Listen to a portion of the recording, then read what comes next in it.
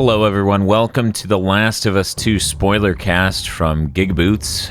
We are going to talk about our experiences playing through The Last of Us 2, tell you all of the things that happened, and just give our general thoughts and a score on it. We have with us Bob from GigaBoots. Hey, guys. KZ from KZExcellent.com. Howdy. Mr. Feel from Mr. Feel's Wild Ride. This podcast is part of the cycle of violence. And I'm your host, Dan, from GigaBoots. So, last year we recorded a spoiler cast for the game Days Gone, featuring the main character Deacon Days Gone. No? Yeah, no, that's his name. Deacon St. John? No, his last name is St. John. Yeah, his name is either Deacon Days Gone or Days Goneman. It's one of those two. I can't argue with him. He has the most experience with the game. Yeah, that's right. Mr. Feel put a ton of time into that game so we could do a spoiler cast. 5 hours! Unfortunately, no one else on the podcast had the time or desire to actually follow through with that. I decided to not sacrifice one of my last 3 hours of sleep I get in a day as last year to finish that game out. So unfortunately, we did a spoiler cast for that game where Mr. Feel was the only person with a comprehensive amount of time put into that. Yeah. To balance things, we have done the reverse for The Last of Us 2. And I have prepared less than anyone could possibly prepare. I haven't even played it. I just watched KZ play it. Me and Bob did a blind playthrough where we ignored the chat. You also refused to listen to the audio. That's true. I was like, the first day, the second day I had it download, but it was just like, I cannot handle the sound of this game. And then after finishing our playthrough, we headed over and co-hosted KZ's playthrough to help him through some of the rougher spots. Like boat ramps. We'll call them spots. So, let's see. Should we give our scores at the beginning and then lock it in at the end, gentlemen? I thought we decided to just not do that. I just do everything at the end now. Maybe give a general impression as we roll into the discussion. At the end, we give that score. Make them earn the score. That's true. They should have to earn the number that they'll have a giant fit about. Yeah. Because that's all review scores ever cost. Yes. That sounds that's why I love review scores. If you want to know what the score was, you will give Dan 59 minutes watched or whatever the fuck this turns out to be. Yeah, whatever this ends up being. That sounds 3 hours. Fantastic. So we're each going to do a brief summary of how we feel without giving a number, but we'll make a sound at the end of our description expressing how we feel on top of our words. So we're going to go ahead and start with... Exactly. KZ's got it. So, Bob... Yeah, what's up? We're going to start with you. Summarize your feelings and experiences with The Last of Us 2 and then make a suitable sound. The Last of Us 2 is really complicated. It feels like a really poor follow-up to the last game. Doesn't tell the story well, and it's just frustrating for most of it. I'll give it a... Fantastic. Mr. Field, the least qualified person to talk. Go ahead and summarize your experiences and thought on The Last of Us 2, and then make a sound. It seems like they made half of a good game, but then ruined it with the other half, even beyond just the other half being bad. Also, there's some really horrible story things that bother me a lot, so I'm going to give it a... Fantastic. KZ, it's your turn. I agree that it is a complicated game. It feels like if you could maybe rearrange everything, you could have something a lot better than what's on offer here. The gameplay, I felt, was a very much mixed bag, as some things pushed me away, but other things pulled me in. My feelings in a sound form are, Dan, can I add an addendum to mine? Yeah, sure. What if I describe it as Citizen Kane 2, made by a totally different director? I'll allow that. Yeah. I'll allow that. Does it come out 2 decades later and people go, wow, it uses way too many of the same filmmaking techniques that were cutting edge 2 decades ago? Yes, and Okay. it's probably directed by someone who's famous but not good. Oh, okay. Thank you for that. I'm going to go ahead and say The Last of Us 2, I avoided all the spoilers because I wanted to come into the game fresh. I was hopeful that some of the messaging with the trailers was a little off base and that the entire game wasn't going to be incredibly beating you over the head with its message and one note.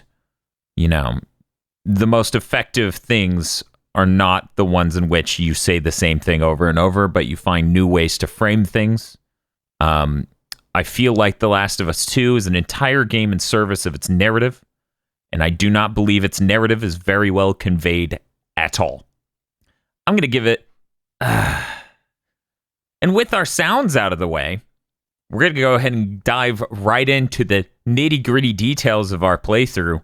Now with the dumbest part up front, I'm going to say, guys, which playable character did you prefer, Abby or Ellie, Bob? Abby, obviously. Oh, okay. Any reasons why?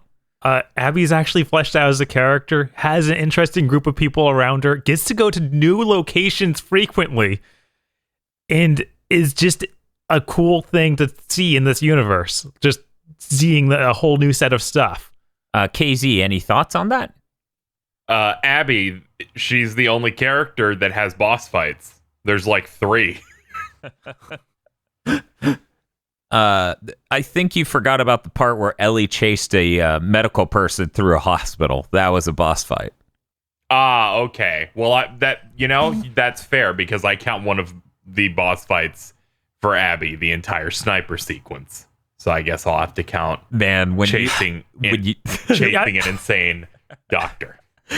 Man, when you compare those two things, Right, like those are hardly comparable. Like at least literally I running know. through I'm like, hallways. well, both of them are a chase, but one of them is good. one of them is something. The other one is just generic. You're just chasing someone through a building. The other one is dynamic. They're constantly at a large distance. There's combat mixed in. But yeah, I would say I prefer Abby's because there's more going on there. Mm-hmm. There's more diverse gameplay and different situations. It handles everything a lot better. It's almost like the other half shouldn't exist. I mean, I do feel that way about Abby stuff. I do think her level design and pacing is a lot stronger. I think the cast of characters around her is almost farcically better than the other cast. Yeah, it feels like the Ellie side isn't written. They're just like incredibly basic outline for characters. Yeah, that's what I would say. Like it's more of a Cliff Notes come to life, some sort of dancing skeleton that is half of this game on a narrative. I would not front. say that it. I wouldn't say that Ellie's side needs to not exist from a gameplay perspective, but it needs to be heavily truncated from the amount that you get. Yeah, I feel like if her end of the game was about half as long, that would really help immensely. Because the entire conceit of the game is that you start it and you're playing as Ellie, and then they give you a little taste of this Abby character, and then you play as Ellie continuing for what is like 8 or 9 hours, and then you do another large chunk like that with the other character. And it's like, oh, okay, that's different.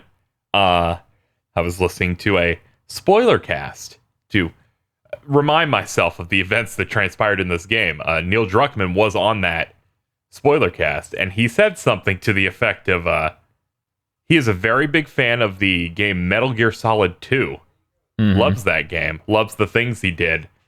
he specifically pointed out, he's like, one thing I wish they did is they don't let you play a snake at the end, and I really feel like they should have done that. So in his game, which he said is highly inspired, that's the reason you play as Ellie at the end of the game, is because he wants you to go back to that character having gone through the whole experience and felt that was important for the game.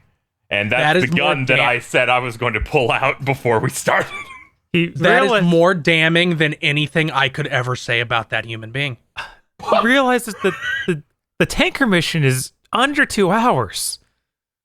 It's like half the length. That's not even remotely the scale of issue with the thought that you should play as Solid Snake, who's ascended to a mythical figure and plays into the whole point of the game by the end of the game. I know. Just every level of this is so bad. I can't stress how much you miss the fucking point if you just want to play Solid Snake at the end. That's ridiculous. What would he even do? Like, the whole point is you playing as Ryan. He would beat Solidus. He'd see him on top of a Metal Gear. That's the reason for the story embargo stuff for reviews. He specifically asked for them to not at all imply or show basically anything about Abby. Yeah, which obviously clearly frustrated many people who enjoyed the Abby part of the game and said it was a much better part of the game when they couldn't show it. Don't talk about the part of my game that's good. That's basically what they did with the NDA. Oh, that's really bad. Yeah, he was talking about it, said something to the effect of them saying is like, this might be, bit of a problem. He's like, whatever. People can be frustrated. This is a really cool idea we're going with. We'll let them be frustrated or excited once they see everything coming. Yeah, I don't have a problem with them surprising us with Abby. I think it just really sucks from the perspective of Ellie's part of the game. From a narrative angle and a gameplay angle is just markedly worse. And seeing what you see in Ellie's campaign makes everything in Abby's campaign less impactful. Right. So not only is her campaign, her giant 7 hours, so poorly paced with its own flashbacks, but it also, in addition to being kind of low quality, worsens Abby stuff, which would be strong otherwise. It's a real problem. Changing topics off of narrative for a bit. In my opinion, when I came to this game, I expected it to play a lot less like the first one. I expected it to evolve in a sense. When you look at Metal Gear Solid 4 and Metal Gear Solid 5, when it comes to movement systems and all sorts of other things, it feels like a remarkably fresher game. I figured coming out 7 years after the first one, it would at least feel closer to an Uncharted 3 to Uncharted 4 situation. But I feel like the gameplay design and the game feel of The Last of Us 2 is very similar to 1. How do other people feel? KZ, you played them back to back. You should have the most definitive opinion on this. Yeah, it feels very samey. There is, there's crawling and stuff. But overall, it just felt the same. It felt like they went, all right, less ladders this time, more ropes. Yeah. But overall, the general, it feels like, hey, they personally feel like nothing's broke. So they kind of just kept that. It did not feel like a massive jump the way many other series feel when there's such a large gap of time. Mm-hmm. Yeah, I think that the stuff like crawling makes it feel a little newer, but then it's not enough to make the whole experience feel better. Like the squeeze shrews crawling work, but crawling, just adding crawling is like we shipped a sequel the next year edition. That's actually something I said to Bob a few days ago. I was like, it feels like a direct follow-up that came out 2 or 3 years later. Like Yeah. it feels a same generation of hardware sort of thing. And like all the puzzle design is also still really similar with box pushing and just sort of looking around for. Well, that wasn't even in the first game as much. Like just getting stuck in a room and looking everywhere. Yeah, trying to figure out how to get out. The level design in the new game is a lot larger levels where you look for a box to push. Yes. Or you look for a corner you didn't quite find. You go on an epic quest for that box. It's accurate, yeah. And the weirdest thing is, like, I could have sworn the days before this came out, I was reading reviews just lightly, and I saw one of them was like, yeah, you won't be doing puzzles like in the first game. You won't have to push a box. You won't have to do all this stuff. And it's like, oh, that's kind of neat. That'll be really different. And then we start playing the game like, this isn't different at all. That's bizarre. You're taking that time you would spend pushing a box all the time, and instead go, everything looks the same. Oh man, the solution was what I thought the place I came in from. because you made the mistake of spinning around and looking down once, and you went, I don't know where I am. This is it. It's over. I just blew up. That's an even larger problem in the Ellie segment, where the biomes don't really change all that much, and you go through very similar looking alleyways for a shitload of it. I did want to quickly say, like, the core, like, combat and, like, going through levels, when I'm not lost in this game, I feel like the core gameplay feels fine. Like, I don't have that many problems with it. It's mainly the map design in this that it was so not great. Like, such a clear downgrade. It's kind of shocking. Yeah, it feels like it needs that feature you ended up turning on after, like, 15 hours where you hit the L3 button and give me the sonar pulse of where to go. Yes, and that, I think, is indicative of that game's problems, where there is, in the accessibility menu, a variety of hilarious options. But one of them is just a dolphin sonar that will turn the character in the direction of where something is and do a little pulsating thing. And I go, this whole time I thought the thing you were pointing at was where I came in from. Yeah,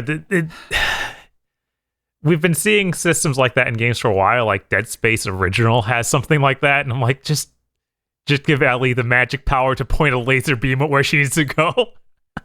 Well, we were lucky. At one point, Abby's arm broke and always pointed north. That helped us keep our bearings, There's so many games that just, like, color a part of a map to tell you that that's, like, a progression point. So you can easily, like, eliminate what's going to end up being a dead end or something. But this doesn't seem to have that unless I'm blind. While we're on the gameplay stuff, some of the things feel like really, really regressive and bad for the gameplay or combat design. Like you're stealthing around. Mm-hmm. You grab someone to do a stealth kill. Oh, this. No matter what weapon you had equipped before you did that, no matter how fast you click the button to stealth kill them and not hold them up and use them as a hostage, Ellie will have her pistol out afterwards. Yeah, it always switches you off your weapon. So that means if you just slit their throat, you walked up with a bow and arrow, and you go to draw your bow and arrow and shoot someone real quick before they see you, you just fired an unsilenced gun into the air. Yeah. I never noticed it. Never noticed that they actually do switch the weapon. It came up a lot in our playthrough. It took a bit to realize why. Yeah, KZ, your strategy in this game was like Metal Gear Solid 5 if you're the helicopter guy. KZ coming in hot. Okay, at the very beginning of the game, one of my favorite moments in the game was I was stealthing one of the early sections, I think is Abby, and I was crawling on the ground. I was getting used to, the controls again, because I was coming off a Xenoblade. And they're like, yeah, R2 reloads your gun. I had not realized I picked up a bottle, and I just threw it at a wall next to a guy, because I thought I was reloading, and they're like, what the fuck is it? Yes. There was just wham, and it was 2 feet in front of me. It was the best thing. He's going through a doorway, and as he's casually crouch walking through, he just smashes the bottle on the door frame and then keeps walking through. It was the best shit. I'm just saying, people need to stop tying multiple actions to the same button. Yeah, I feel like this game's control That seems scheme, very strange. it didn't quite utilize the full set of buttons in a way that makes sense. I to don't me. understand reload being the same button. It's using Firing? the same control scheme as the first game, and for some reason they haven't resaw any of it and yet added features to it. That seems nuts. I don't think that was a good idea. You have a lot of extra buttons they just don't use. It bothered me in the initial one, but it seems extra crazy here. I mean, there's a lot of things here that I feel like weren't an issue or weren't as bad an issue in the first one. Like, I can't tell you how many times I came up on a ledge or something else I wanted to vault over in this game, and they had the lightest amount of, like, overgrowth on them, and she just lost the ability to jump. You just can't jump anywhere near it. Like, all sorts of weird, like, oh, it doesn't look like this map ends here, but this tiny pit of grass means I can't vault over this. Just countless things like that, and puzzle design, level design, and it just... Ellie can't jump the fence there. No, she can't jump the fence there. It's too high. You go and you find one that's higher, and she can jump it. Yeah. Usually they'll put barbed wire or something up top. Those boat ramps. No. And also the boat ramps, which are like ramshackle tops of sheds that are put on the water. You know, something anybody could walk on. But not Ellie. That's for boats only. And it's just such a frustrating thing because they let you swim up to it and get right on it. It needs one of those signs from Donkey Kong where it's like a crossover like the rhino. Uh-huh. But it's just an Ellie face. Oh, man. Like her scowling with the cross over it. That should have been the cover for this game. They should have just put a cross over now that I'm face. just imagining, like, she runs over, picks up a scowling balloon. Yep. She just explodes into a balloon. Yeah, there's just a lot of things in this that made me think. Dina barrel. She's just making monkey noises before you get it. You shatter the barrel. She does nothing and says, "I'm pregnant, I think." I feel like playing this game during Donkey Kong month was a real danger, and I didn't realize until too late. I feel like in a lot of ways this game almost seems like a PS3 game.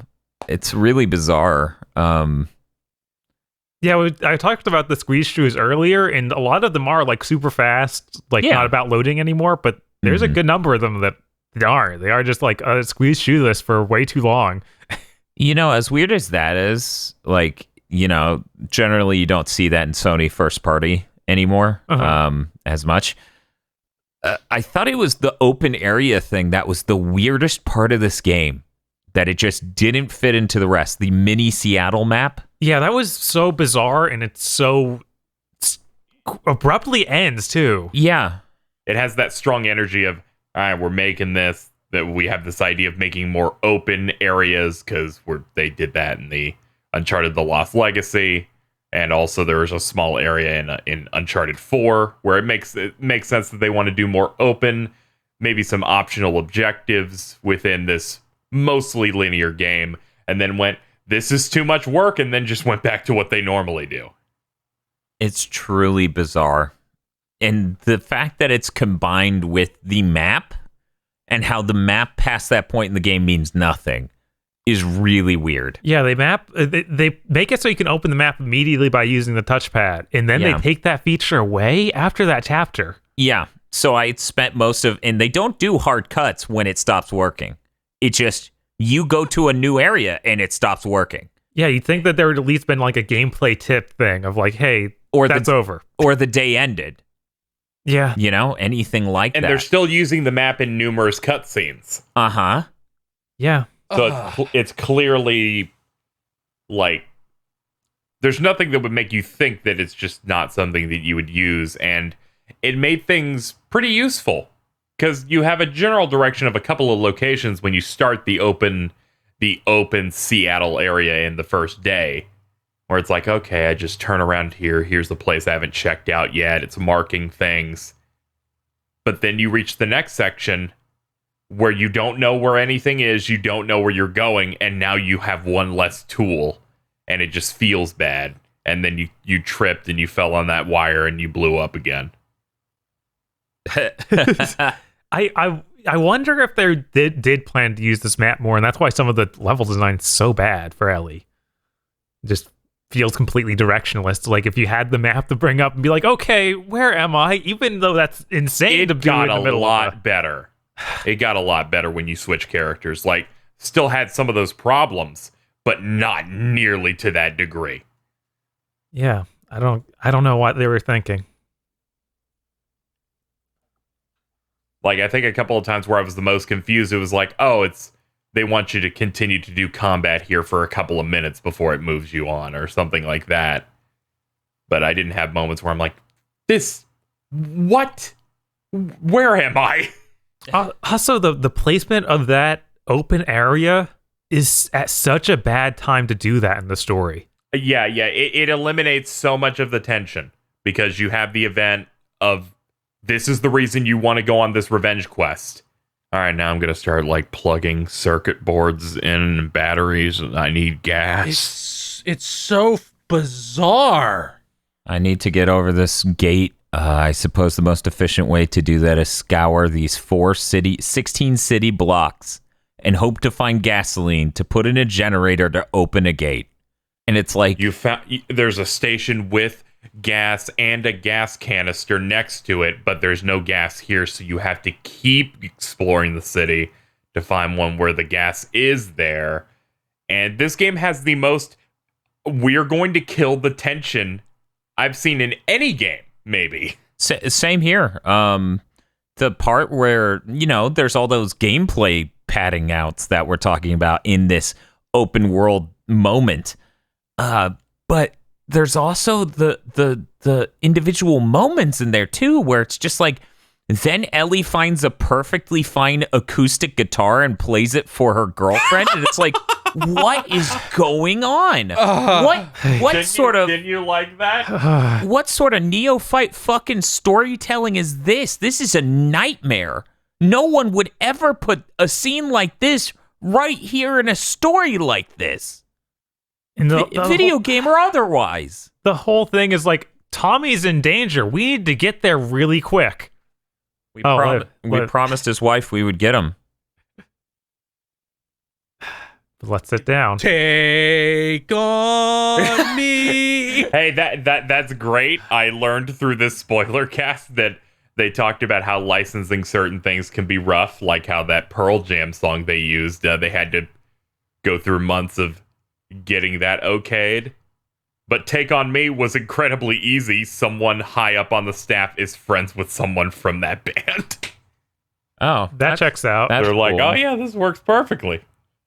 Yeah, they were able to like effortlessly get that okayed and get the license to use that song. Cool. I'm glad that referencing that song puts them in the same echelon as Family Guy. I'm just glad that they had literally no path of resistance to shoving that scene in. Yes. That scene made me worried that the rest of the game there was going to be just perfect, absolutely what I wanted. Perfect guitars she found at random. Dude, it happened two more times. I literally asked you, are these guitars going to be bonfires from Dark Souls? Yes, that's what it felt like. At least then there I wonder, was there even more? Like, what if there's like a collectible sheet for it where it's like 3 out of 6 guitars found? Oh, man. But yeah, no, that absolutely murdered the pacing in a way that seems unreal. Until you play the rest of the game, which continually murders the pacing. So I brought up some of the things from the interview Neil Druckmann did, talking about the game and its development and original ending and stuff like that on KZ stream. One of the things I didn't talk about, they had a whole scene that was just about Ellie hunting a boar. And they just they cut it out because they literally they couldn't even figure out where to shove it, which makes sense. There is nowhere left unless they did it in the middle of Abby stuff, which would have made no sense. They just cut to her getting a boar. It makes so much sense because she already You already said in that interview, they're like, we're originally going to have 5 days for each character. It's like that was going to be one of the flashbacks for that. Yeah. Which makes sense because you had other flashbacks for Ellie, like she's hanging out with Joel on her birthday, and he found a planetarium or some. There's like dinosaur, and then they stick on a shot of her smiling through a space helmet for what felt like 8 years. That was the moment of joy. That was supposed to make you feel good. I like that segment up until that moment ends. Yes. And then it just keeps dragging on, and it's like, you ruined it. You ruined it because you don't know restraint. That whole second half of that flashback, I don't understand. You go into that extra room, that extra half of the museum that they find that hasn't been explored yet. Mm-hmm. And Ellie runs into a boar, which I guess is the leftover. Check it out. He says in that interview it was going to be a deer originally, but since they made the boar and they filmed shit for the boar thing, they literally shoved the boar there because they thought it was cool. Right, because earlier in that same flashback, they found a deer in the forest, so it would have made sense if it was the deer in there, right? Yes. But it's the boar instead because we have it. It's the boar because they had it. But what drives me crazy is like, does that room was filled with like weird writing on the walls? I don't think that really, Firefly's lies. Yeah, like that didn't add to anything. No, I was like, this is going to be important. I kept holding on to that. Affect Ellie's character and her disdain for the Fireflies, and she's gonna be like, you deserved it or some shit like that, right? She was gonna try to play the moral high card or anything like that. They were gonna try to deliver on the anti-Firefly stuff or anything else written in that room. Mm-hmm. Nothing. That had no relevance to anything at all. Yeah. So it felt like there was an entire half a flashback that was irrelevant and bad and distended. And it's important to note that when you think about pacing in games, it's also important, especially for a narrative experience like this game's going for, to contrast it against TV or movies. Mm-hmm. That flashback is so long, it's over the length of an episode of television, I'm pretty sure, if you do everything. Yeah, I did a lot more than KZ did. Yeah. Which some of the stuff I did, I really liked, like going around. You get a cowboy hat near the beginning of it, and you put that on all the dinosaurs, and there's different dialogue for each one. Yeah, and that's hilarious and good and wholesome and all sorts of stuff. That's what sucks so much about it, is that stuff is neat and cool, but you want to continue the story. It's not like a situation where these characters are on a journey and this is one of the pit stops to it. This is like in an anime when a filler episode occurs that has to hard cut away from whatever's happening in the most aggressive way. And I don't feel like Abby's do that. I feel like she only has one proper flashback that is extended, and it makes sense because she's a new character. And having gone through all of Ellie's, I don't feel like any of them were necessarily needed, with the exception of the one that picks up on important stuff from the first game. Yeah, that was the only part of Ellie's side that needed to be told. The weird part was when the director in that interview said that he thought that was the moment the audience would turn on Ellie because they realized that she knew that Joel was a bad person. And it's like, well, one, we don't know that she thinks that. I think she's more upset that her life doesn't have purpose. Two, I never assumed that she didn't realize this by now because Ellie in the first game is actually really smart. Something you can't say about Ellie in this game at all. Not really, no. And there's also this thing, like you were mentioning, Abby only has one of those distant flashbacks, but she has a lot of flashbacks which all help build the character of a guy already died. And yeah, that does hurt. He is a really good character, and I like everyone on Abby's team. Like, her universe You're right. I completely forgot about those. her universe is so good. All of the building out of the world around her, the way you deliver stuff, is all so good. It's so awful genuinely regrettably terrible that it's lessened by the going through Ellie's part first. Because while, this game is supposed to be about the cycle of violence and you're supposed to feel bad for the things you do in this, including the time there's a QTE that forces you to kill a dog, and then the first thing you do as Abby is pet that dog. That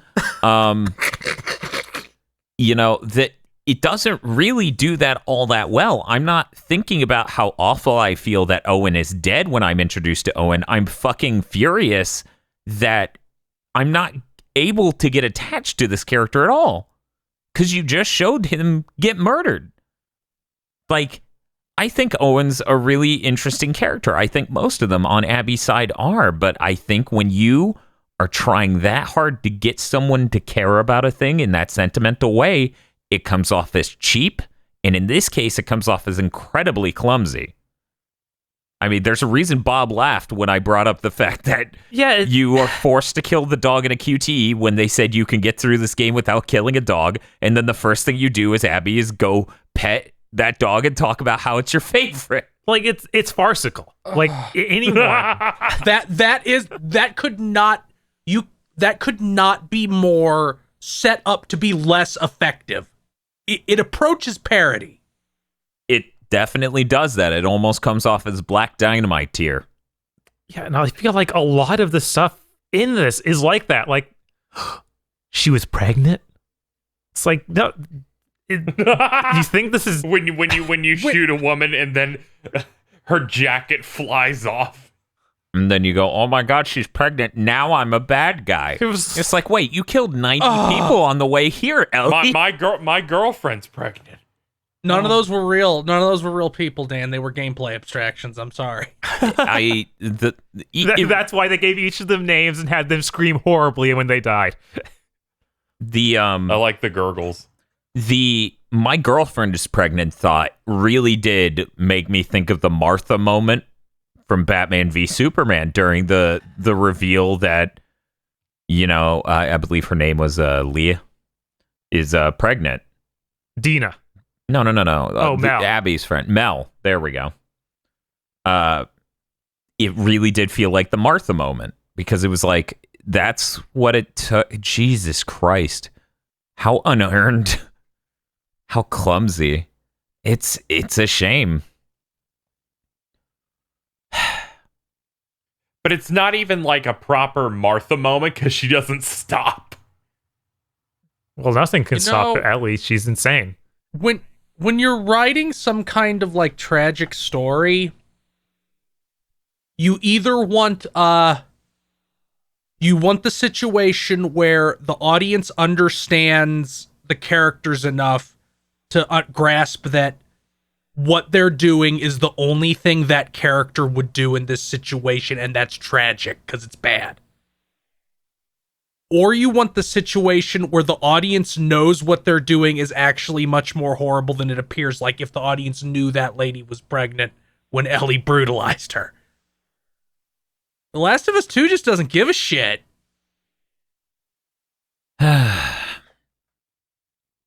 Feel bad.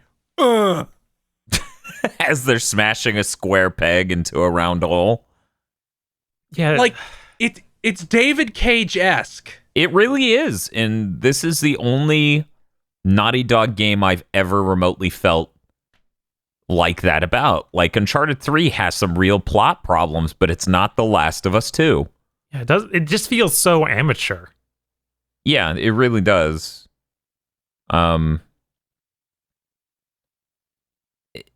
I wish there was more to enjoy and relish about the game over that, but this game really is in service of the narrative.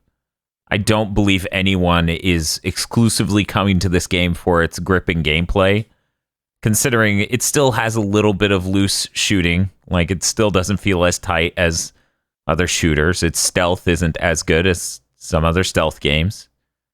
The level design is really not great. You can be graphically wowed by it. Visuals are amazing. It is absolutely stunning. That rope technology alone is incredible. There will not be a game on the Series X for years that looks better than The Last of Us 2. God, no. Yeah, I don't know if there will ever be a first-party Microsoft exclusive that looks this good. Ever. If they had just tightened up the level design, like made it like a step above what the previous game did, I'd come out of the game a lot higher on it, just because I enjoyed going through the actual gameplay of it, like taking out enemies and trying out the different upgrades. Like I really enjoyed like a small aspect of it is you go to those workbenches and you'll like do the upgrades, and I feel like all the animation work there is incredibly impressive of just attaching like new modifications on your gun. And I enjoyed some of those upgrades, particularly the shotgun. Like I would enjoy that stuff, but the map just hampers it in an absurd way. Yeah, no, that like all the systems you're talking about are good, and even being able to upgrade your character in different ways. It's pushing and pulling at the same time. Where it's like, I'd love to play your game, but just you're trapping me in a maze. Man, I also think about how Abby just has a better set of weapons in a way that is kind of farcical. Like bow and arrow versus crossbow. Like Abby gets 2 pistols. One is like an extremely powerful one-shot thing that you have to reload each time, and the other is the more regular, like semi-automatic pistol we're used to. Ellie gets a flamethrower. Ellie gets 2 pistols. One is just a 6-shooter that's just bad, and then the regular one. It's like, what's the point of this? It doesn't feel like it has enough extra anything to make it fancy. I'm gonna be real. I was disassociating the entire Ellie segment because it was so fucking boring. Does she get anything similar to fucking flame shotgun ammo like Abby does? No, she doesn't have anything that fun. She gets the closest thing I feel like is explosive arrows for your bow and arrow. That's what she gets. Oh, I forgot we even got that. I don't know if I actually bought the Exploding upgrade. arrow sounds exciting. I'm not sure if I bought the upgrade for that. I forgot. Now that I'm thinking about it, it's like I only saw it in the trailer. We never made that. Yeah, no. Huh. I didn't. I wasn't interested. Yeah, it's like this. The bow and arrow is your stealth weapon. Why would you want it to explode? The fire shotgun on Abby's side is pretty good, where you line up 2 people and it goes through them and they're both on fire and they're screaming and you're like, yeah, this is cool. It's a very effective weapon. Yeah, and she gets the flamethrower too, and Abby's whole loadout. It's fun to use. Her campaign's so much more interesting. Yeah. I think there's only one flaw with Abby, and that she comes off as a colossally huge hypocrite if the message of the story is the cycle of violence and how it has to end somewhere. Her continuing to be like, Ellie, I let you go. Why are you like this? It's like, bitch, you got yours. You don't get to sit there and be like, I don't get it. Why do you want revenge? Yeah. It also feels really fucking like it's the same problem that God of War 2018 kind of had, where Kratos is like, revenge won't bring you peace. And I'm like, you seem pretty at peace. You won't be happy if you eat ice cream, man who emptied last of ice cream and his bad roommate. So it's like the cycle of violence makes you into this monstrous, horrible person. And Abby's like, after she got her revenge, it seems totally sated and is like helping strangers. Yeah. Yeah, it's kind of counterintuitive to the message a little bit. But what's amazing is the disparity of violence between the two of them, right? Look at it this way. Joel killed a shitload of medical people and scientists and Firefly members. Like 20 plus people, right? Yeah, shitload. Abby kills 1 guy. Ellie then kills over 100. What's she supposed to do? Not kill them? She's like, no, don't kill anyone else. They don't have anything to do with this. Yeah. So it's like, if I'm going to side with anyone, it's with Abby, and that was always the case. I find and even she had consequences. There are people in her group that are like, you're fucking nuts. Oh, what yeah. you made us do. It's just so weird that she's like the reasonable, normal one when she's the one who physically transforms into like almost a monster out of desire for revenge. Like she eats a horse every day for like 3 years. Like technically she's the reason that all of her friends died. Like if you want to accuse someone, you can definitely lay some of the blame on Abby for making them trek across the country to murder someone and then prevent them from tying up the loose ends. So she's definitely not absolved of guilt, but in no way, when you put Ellie next to her, would I think most people would be like, oh, well, Ellie's the good person. Unless they have weird brain spiders like, Ellie played as Ellie in the first game. Of course she's the protagonist and is fully good. Yeah. That's the only way I can see you, like, siding with her. Yeah, and it's just farcical. It's just really clumsy. I think the whole thing's super clumsy. Like, I think some of the Abby stuff about the cycle of violence when it comes to the WLF and the Islanders, the Seraphites, is really clever and at communicating that message, right? Yeah, because it tells the story it doesn't do the same thing over and over. Right, because it shows you the escalation of the whole thing. If you read the text logs, it talks about those kids basically attacked some of the police, and then they shot the shit out of them. And then they were child murderers, so that faction splintered off because they didn't stand for what they did. And then they got more and more radicalized, and each side, escalated over and over until it got to the point it was at. Like, that's telling the cycle of fucking violence. I think one of the largest shortcomings of this game is not exploring the Seraphites more. So when I fucking heard that Druckmann was considering that at one point in this game, they were like, yeah, we were going to show off more of the island, but then we didn't have time, so we cut it. I'm like, why? Yeah, cut. Why did you cut that? Cut all of the Ellie stuff. Cut, like, the island is so much more interesting than anything Ellie brings to this. It's such a tragedy. There are such good moments and things in this, and the core idea of yelling the cycle of violence for 21 hours straight isn't exactly great. Because, as countless people have brought up since we streamed it blind without looking at chat or anything else on our channel and then co-hosted KZ's channel, many things talk about the cycle of violence. But it's usually one theme in a much larger tapestry of themes and motifs, not the only thing it's about.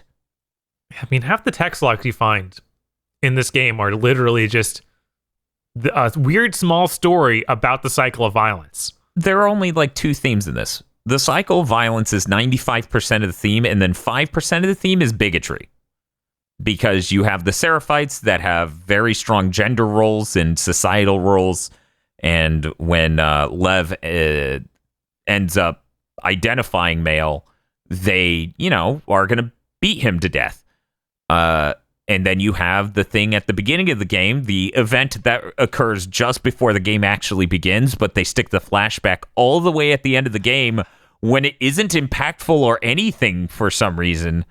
Yeah, it doesn't help that it was a trailer for the game, so it's like, we've seen this.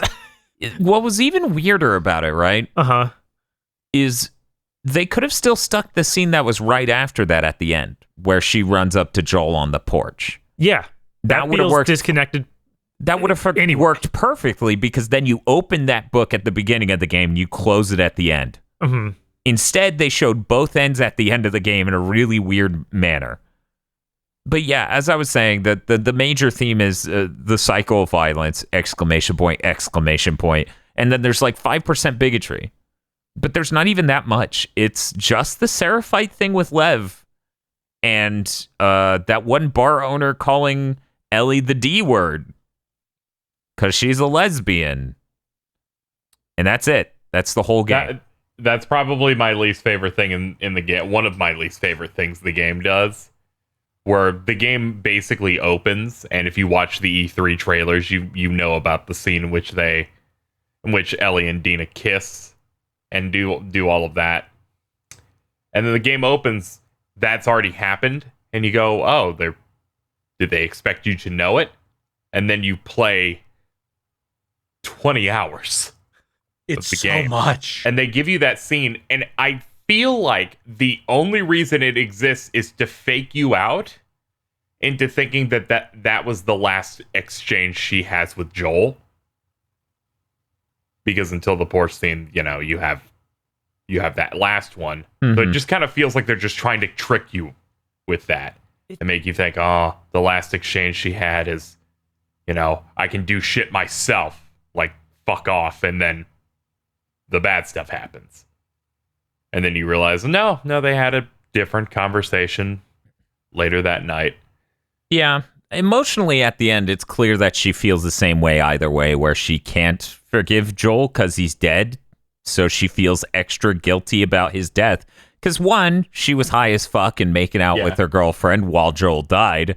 I don't even know if she feels bad about that part. Honestly don't. We don't explore that at all overtly. Yeah.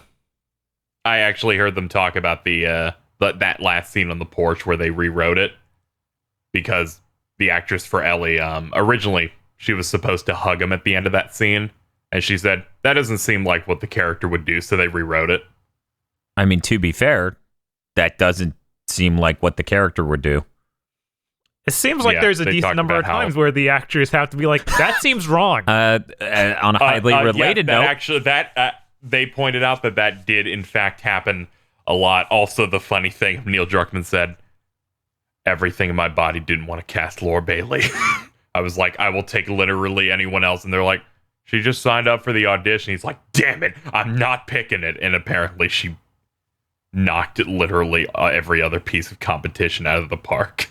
On a related note to what Bob said, on listening to actors over what was written by the writers of this game, originally they were going to have Joel's last words before his brain was beaten in and he was completely dead.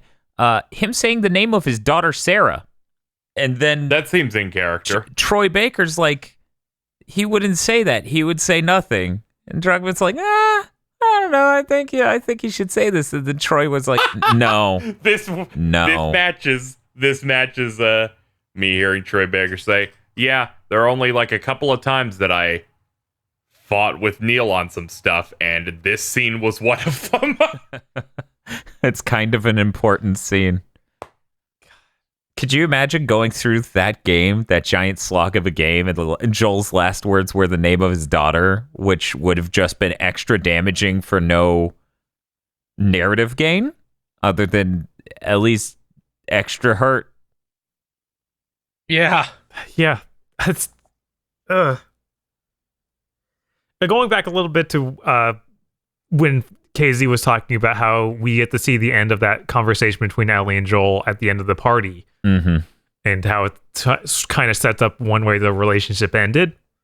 If that happened a lot earlier, like Dan was saying, it would be more impactful than if they chose those tunes back to back, basically. Yeah, like it's only a couple hours of gameplay at most. Yeah, if you don't like that scene happens like right before she goes off for the final segment of the game.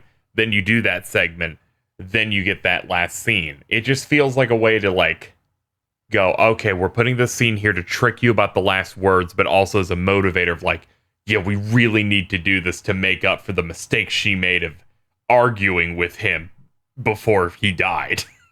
But it's what Bob's trying to say is it would have been even more effective if they did that early on. So that way you spend this entire game. I'm just thinking about what their intentions are now, which I don't think were good, and I feel like maybe it just should have been at the start of the game. It's weird because you get that idea from a lot of things in this. I don't care about the race. I don't care about the transphobe or whatever, the homophobic dude. Yeah, I don't care about that guy at that point in the game. Yeah. It's like that happened 18 hours ago. Yeah, it's really weird. I don't know. You never see that character again either, so it just becomes this thing of, oh yeah, this did happen. Like if I didn't play this in a burst, maybe I would have forgotten that even happened. Yeah, it's just a random one-off line early on, and by the end of the game, it doesn't matter. Yeah. And I guess that means then 18 hours into the game, you get to see Jesse again, who I found to be a perfectly acceptable and enjoyable character, who is killed with almost no impact and is immediately forgotten. They get to twist that knife in you when you get to see that Ellie and Dina, who are definitely the best humans, have the opportunity to live peacefully out on a farm with his child and Dina's child. And you get to read that note from Jesse's parents that say, we in no way blame you or Dina or Ellie. We hope you have a good life and come visit us here in Jackson whenever you want. So, Jesse dying abruptly feels even more brutal because of that. I don't know what they're trying to say with that. It just seems like it's there to make you feel bad, which a lot of the stuff in this game feels like just cheap. Yeah, now you feel bad. It's like, not really, but I guess you're trying. I mean, the thing is that the characters in game should feel bad in order for it to affect the audience. Yeah. No one feels bad for Jesse's death on screen. No, they don't. It's bizarre. No one feels bad for most things on screen. It annoys me because characters I enjoyed died and characters I did not enjoy lived. Because in that same scene, Tommy is shot in the head and comes back in the next scene. Tommy sucks. Fuck Tommy. Also, fuck Neil Druckmann for writing him this way. See, the funny thing is KZ at about the point he got shot, he was like, Tommy's revenge is Ellie's cocaine and Tommy's the dealer. Fuck that guy. And I was like, this is funny. I need him to finish this game so I could tell him. Druckmann's like, see, revenge is like a drug. And I'm like, yeah, go on. This is a very old, very textbook thing to say. Continue. No, that's it. That's like, the whole. Okay. I don't even think it was when he got shot because that's so close to the end chunk of the game. I feel like it was before that, before I learned, he got shot. And then I'm like, good. And he comes back in the next scene. And you're I like, literally bad. think good. Yeah, no, Because no. he's the genesis of this problem. Because all Ellie's doing until this thing starts is she's sad, going through Joel's house, just picking up the pieces and everything. And there's nothing here that sets up that she's gonna go on this quest until she gets, the stressor. The thing that starts it is Tommy already went, and you need to go get him. You need to go do that. And then, of course, she gets into the murder spree, and then she slowly starts turning to this psychopath. And then when she tries to get better, he comes back again. And I think I hate this scene more than anything in recent memory of him trying to guilt trip her because he's now crippled over a failed revenge plan. It's like, you promised me you go do it. Why won't you travel halfway across the country on your own to maybe get it done? For me, that scene with him was incredibly effective at conveying people who are manipulative and husks of people that they once were and bitter. I feel like I'd almost argue like they ruined him more than any of the old characters. 100%. That bugs me so bad because, okay, theoretical version of this game. Dina does not go with Ellie. Tommy convinces Ellie to go with him on this revenge quest. And you get some context on how Tommy, who in the first game, when first game basically says, Joel, you're a murdering piece of shit. Then Joel says, I kept us alive. And Tommy says, almost crying, I think, in the first game. Like, there's this deep sorrow in the read of like, it wasn't worth it, brother. Like, no other character should have been more like, well, Joel killed a lot of people. It came home to roost. Yeah. And so having anything that explains the transformation from that into insane revenge man. Like, my read of him is someone who valued the keeping people alive in the community and everything, and not doing the crazy route. So that it's just a switch flipped.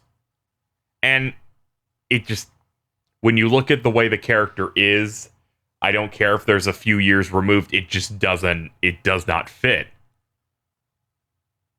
In the same way that people go, oh, it's been 4 years, they've been peaceful in Jackson. That's the reason that Joel's an idiot and reveals who he is to a crowd of suspicious-looking people. Yeah, even, like, I don't need to remember the first game to know, like, I don't need to play it anytime recently to know for a fact that that is so unlike Joel. Like... Okay. I know more than one person who went to the Middle East as part of the military. They were not combat people. They were not in live combat. It's been a decade. They still do certain things related to that. Right. And Joel they will not sit with their back to a door. And Joel was in this shit for what? Sleep very lightly, like 20 years. Yeah, I was going to say like 2 decades of doing this shit, you know, hanging out with the worst. In The Last of Us 1, there's a dude in the middle of the street that looks injured, like stumbling down the middle of the road, and Joel just goes to run him over because he's like, it's a trap, and it was. Like, I refuse to believe that he suddenly becomes soft after only 4 years. Yeah, that seems incredibly unlikely. Especially when they're constantly going on these expeditions to clear out places.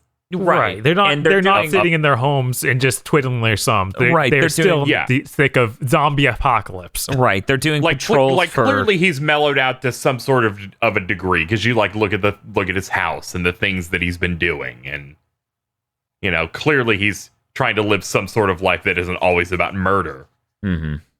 But even regardless of that fact, it just feels incredibly contrived to try and build up the story they wanted to tell, which is a very believable premise of, you know, Joel's an insane person who killed a lot of people. Of course, someone is going to be devoted enough to want to do that, but I feel like you could have written a better way for him to become exposed.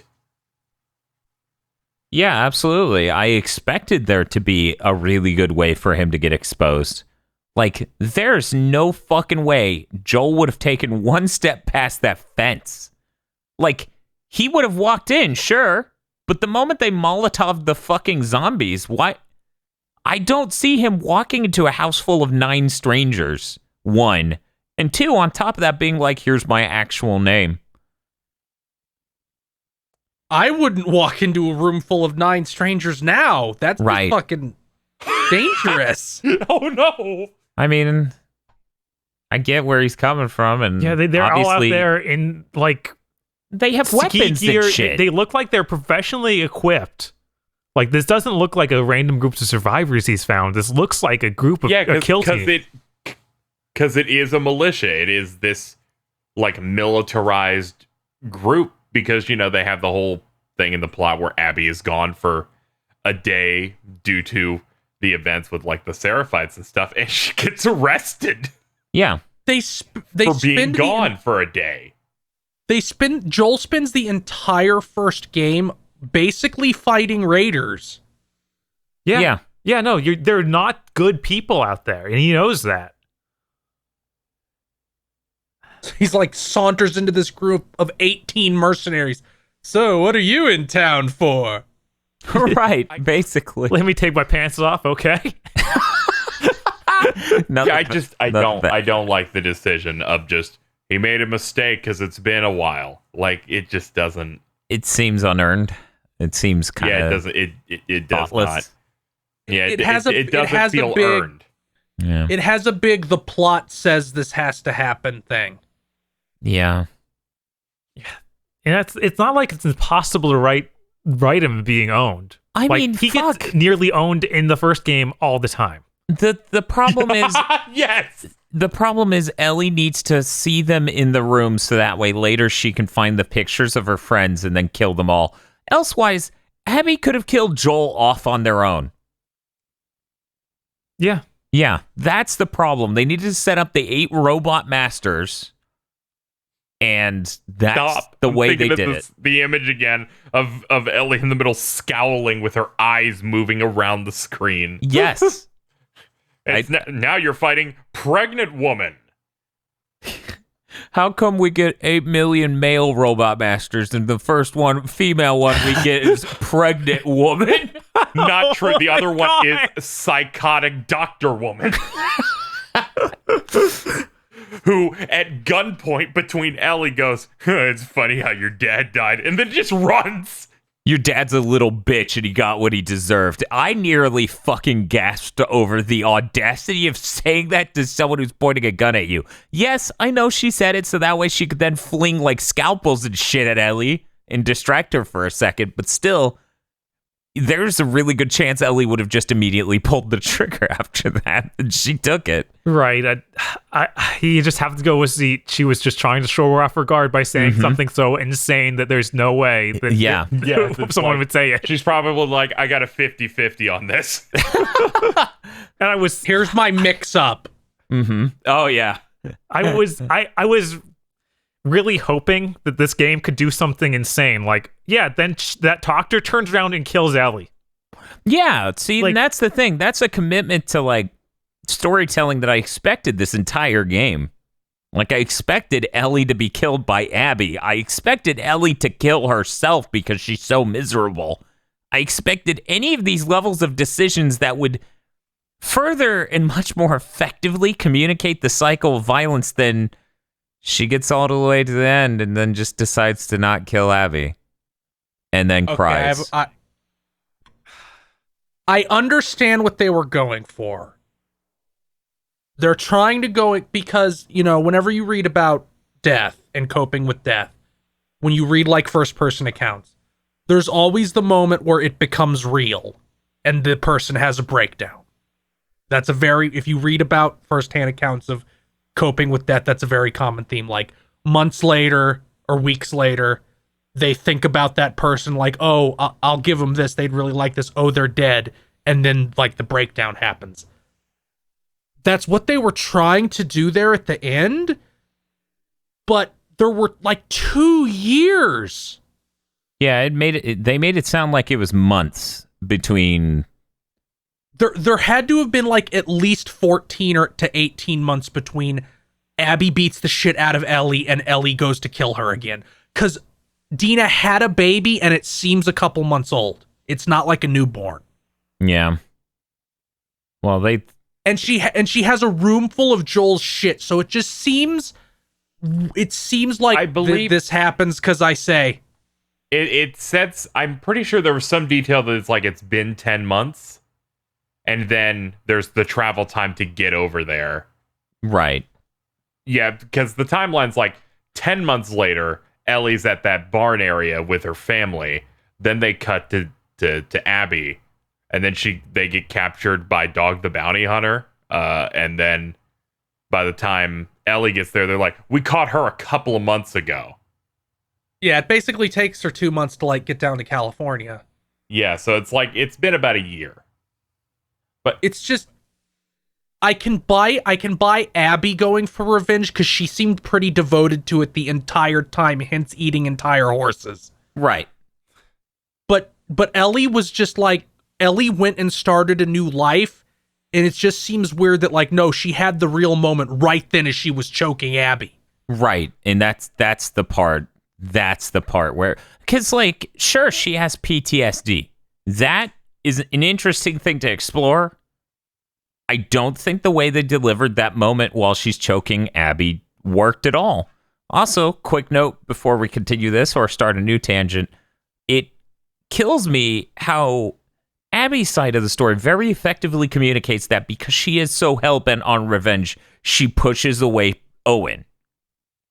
Owen's pushed away by her insane dedication to training and, quite frankly, fitness and just wanting to kill the shit out of Joel and pursuing every lead. You know? Like, he constantly, multiple times, it's just like, we don't have to go to training today. We don't have to do this. Why do you care? Why are you pursuing this? And you see the point where he just breaks and he pushes her away. Ellie doesn't have that. So she doesn't effectively communicate being consumed by revenge as well, I don't think, in a nuanced way, in a really effective way. I think all of the good elements of that are on Abby's side of the story. It's just such a shame. This game is so hard to recommend to any human being because 7 hours of it are just so bad narratively when it comes to pacing and level design at the same time and all these other things. Like, who do you fucking recommend a game to where it's like, oh, it's like a sandwich, but instead of cheese, we put a slab of styrofoam in there? Like, the game just seems like averse to giving you any catharsis. Which is what I feel like, where it just made me upset the same way The Last Jedi did, where it's like, you made me like frustrated and then didn't do anything with it. You just made me hold it. But here's the thing. I feel like if that was the goal, then Abby should have been dead by the time Ellie got there. That does that much more effectively. Because Ellie has no catharsis and the audience has no release. And that's what I'm talking about. I feel like they didn't commit to any decision to effectively communicate any of the number of things they should have or could have, probably should have, well at all. I don't know. I guess it would have been awful gameplay-wise to have the end of the game you walk up to a corpse. Like, fuck, man. They I don't know. It feels like so much of the game is in service to the narrative anyway. Why the hell not? Yeah, It's that's like how that, I feel. It's not like that fist fight at the end elicits any feeling. It's just like, we're really doing this? This is how like, this is happening? Wow, Ellie threatened to slit the throat of a child. What a fucking psycho. It definitely is that. I think that's pretty much the intention, where they want you as the player to also stop, and you want her to just get over it, to be better, and then she honestly by that stopped. point I wanted Abby to kill her. No, I didn't want Ellie to get better. I wanted Abby to beat the shit out of her, either to the point of crippling her or killing her, because it's like Ellie clearly won't stop. And the moment where they have her think about Joel dying and then she cries, I'm like, I don't feel like she had, like, I know feels going with the idea of that's her cathartic moment. That's the moment where it clicks with her, at very least, that Joel's dead and she needs to get over it. But for me, it just came as that's their way of trying to communicate that Ellie realizes that Joel's dead and this won't change anything. But it doesn't really communicate that well, I don't believe. Maybe it's supposed to be the moment where she realizes Joel wouldn't even want this of her. No, I don't get that at all. Okay. Yeah, neither did I. And also that would be so much worse, I think, in terms of quality. Where it's I've seen so many people point out that in the last gameplay segment, toward the very end, that the way they animate Ellie implies that she's just kind of giving up internally on it. She's bleeding out. Yeah. She was hung upside down for hours with a giant stab in her side. Mm-hmm. I just think it would have been better if either one, Abby kills Ellie, or two, Ellie gets to that, her being crucified, and Abby is dead, and Ellie just loses her fucking mind in frustration. Yeah, that's the way I feel about this. Either of those things would be a lot more poignant. Like, it would do anything. And then she gets back, and Dina left, and she's fucking alone. She got nothing. Right. Like, the closest thing you get to that now is Ellie gets back, Dina left her, and now she can't play the guitar, which means that last piece of Joel that she had is gone. Like, that's the game right there. And then she leaves. I heard them talk about an original version of that scene where someone they're like, the original writer made it so that she puts one of the kids' toys in the bag as she leaves, and Neil said, no, I want it to be up to interpretation what she does next. What? That doesn't... Does she think... Does Neil think Dina would accept Ellie back? He wants an ending where he doesn't have to answer your questions. There was something else about this in the interview. I naturally think a large amount of endings in which we're leaving it up to your interpretation is just hackish in a way. Where I'm like, just answer the fucking question. I mean, I thought The Last of Us 1 did it well. Really well. The interview that we were talking about before, he actually talks about the ending of like, oh, she's moving on to the next point of her life and she's just leaving Joel behind, and that's what that was about. But also it's up for interpretation, so don't worry about it. It doesn't matter what I say unless I decide to make a sequel. It just makes me think about how they left it to interpretation with the first one and then went with the worst interpretation possible. So, you know, not fun. Well, she's on her way to go kill Dina. Oh my god. Game of the year. If that's the case. She has to get her baby back. Did I misinterpret something that happened during the farm scene, or was Dina already like, this isn't ideal and fucking sucks for me also, even before Ellie went on her revenge quest? She was like that because Ellie has PTSD and they're raising a baby together. Like, oh, their life isn't as good. She obviously misses Jesse. Like, supposedly. No, she you can't convince me that Dina's game plan this whole time was, I'm pregnant with Jesse's baby. I don't care about him anymore. I am legitimately going to settle down with Ellie for the rest of my days. Dina does not come across to me as that committed a person. This plan, keep in mind, she only started dating Ellie the day all of this occurs. I know. Or the night before. Yeah, that's which it wasn't so even dating. Bizarre. It wasn't even really dating. What a weird decision. And it was just like, she just broke up with him. It felt like more of a, I'm gonna own you by dating this other girl. Which is what Ellie says too. Ellie's known her this whole time. Yeah, it's this relationship is so bad. They should have tried better at having a more committed relationship so there was more baggage and more nuance and detail to the different things going on with each character. Instead, it comes across as Dina's playing it by ear the whole game. They don't even give it a chance because they immediately drop her into the, I said I was pregnant, so I am now unable to battle. Right. So she ends up just staying in that theater for the remaining 2 days. Which, those could have been 2 days where she's still your traveling companion, where they could hypothetically write good lines. Yeah, they didn't really build her out great. With the way they wrote her in day one, I am not convinced they could do that. I'm with you. I'm with you on that. That's why I said hypothetical. When half her dialogue is like, remember the Holocaust? When half her dialogue is, I'm Jewish. Yeah. It's just, I don't understand why Dina exists except for the part where she leaves at the end. Yeah. She doesn't have a character. She doesn't really act like a person. She acts more like a plot device, almost.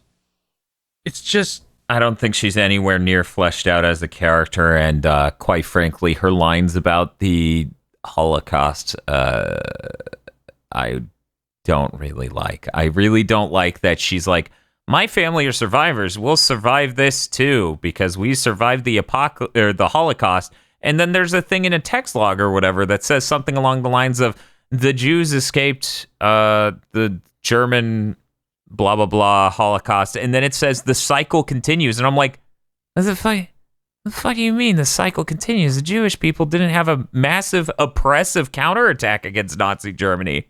What are you talking about? I'm so...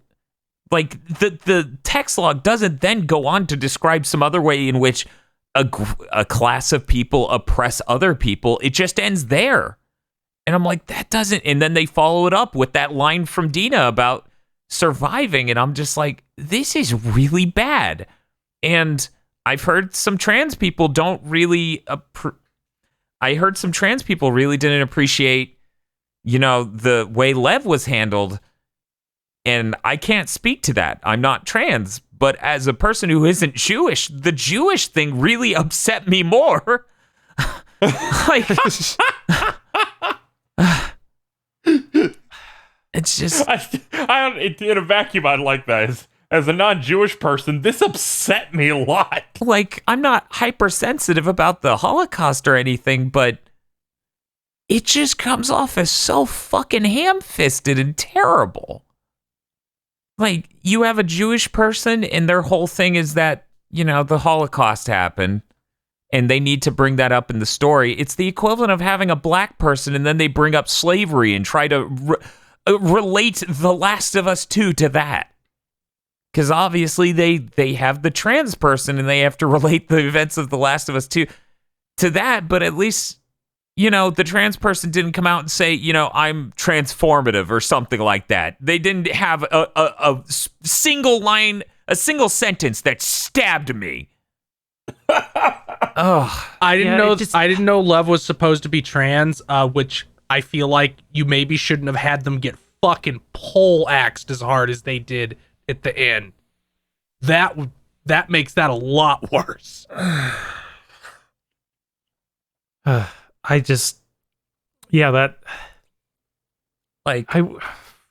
worst part about being critical of this game is the amount of shitheads out there that are critical of this game because it includes minorities or whatever.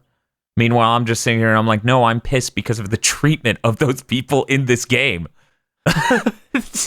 Yeah, this is it's hard to find a piece of media where people are mad but wrong at the same time. Like, you're mad for the wrong shit. It's like I'm not upset that there are lesbians in this game. I'm upset that they have the worst fleshed out relationship known to man. Right. And that's what people should be upset about. Like, if they're going to be upset about the writing and character writing, it shouldn't be... What was it? I saw a joke image where it was like The Last of Us 2 Redux, and it had Ellie and Joel smiling, holding dual pistols, firing them wildly, and it was like, what was it? The Last of Us 2 isn't canon and neither is Left Behind. And that distilled that fucking idea of just like, is this what people who are bigoted really wanted from this game? I don't think that matters though. I think there's a lot to be critical of in the writing of this game without being like, I don't think people should be out there grouping everyone together who dislikes this as bigoted, which is happening. Yeah. Like, fucking, there was a checkmark who was doing that last week. Of course. I played through Left Behind right before this. Yeah. One of my biggest problems with the story of that game is knowing exactly what will happen to all the characters in the flashback. So when I boot this game up and we get halfway through, it's like, oh, that's this entire game.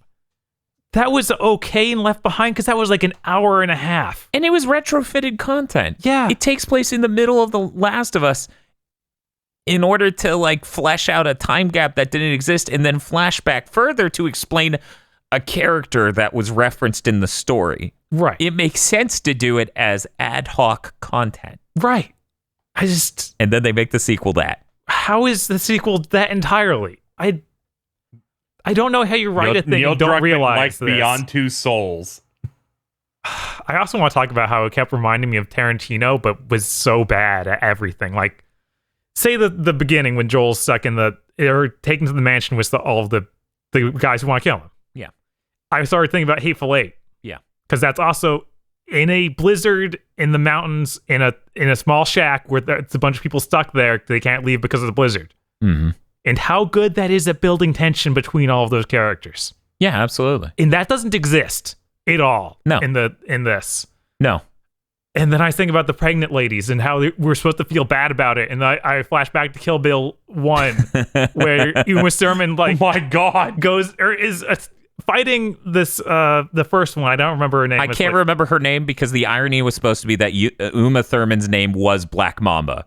She's like, Black Mamba, fuck you, I should have been Black Mamba. yes, this is the black lady. It was so good. That line is so fucking hilarious. And she's trying to reason with Uma Thurman about, oh, I have a family now, I want to get away from this. And Uma Thurman's like, I don't care if you got knocked up.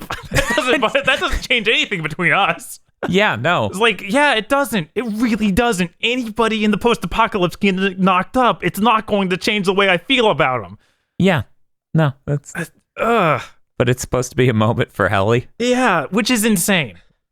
Like, that level of not getting how you should write a character is just crazy. See, if Ellie hadn't killed 1,000 people on the way to that pregnant lady, it could be like, oh no, I was just out for revenge and she was pregnant, so by killing her, I killed someone uninvolved, the child.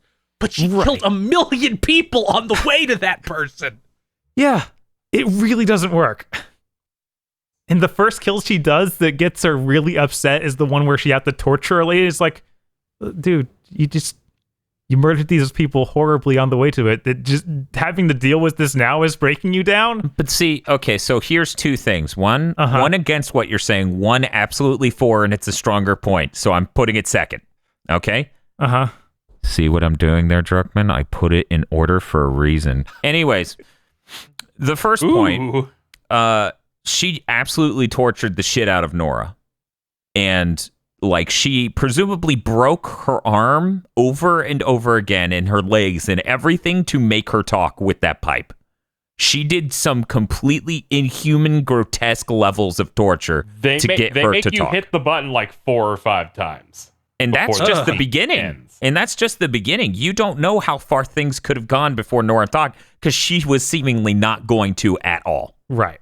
So you can only imagine. On the other hand, every single time Ellie kills someone in that fucking village, she's like, dumbass,